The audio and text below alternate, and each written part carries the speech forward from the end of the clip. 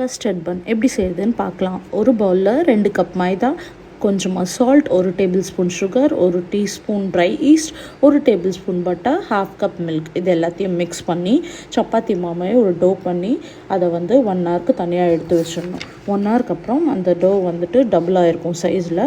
அப்போது அதை எடுத்து சின்ன சின்ன போர்ஷனாக ரவுண்டாக உருட்டி எடுத்து வச்சு கவர் பண்ணி ஒரு 20 மினிட்ஸ் செப்பரேட்டாக வச்சிடணும்.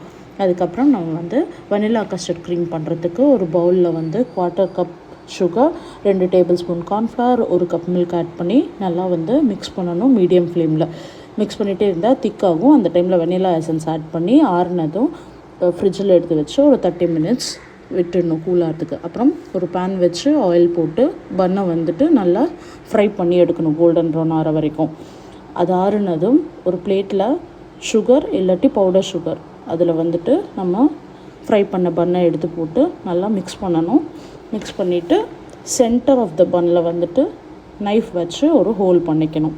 அதுக்கப்புறம் நம்ம ரெஃப்ரிஜரேட் பண்ண க்ரீமை ஒரு பைப்பிங் பேக்கை இன்சர்ட் பண்ணி நம்ம போட்டு வச்சுருக்க ஹோலில் அந்த க்ரீமை இன்சர்ட் பண்ணிட்டோன்னா நம்மளோட custard cream fill donut ready. Try பண்ணுங்கள். பாய்.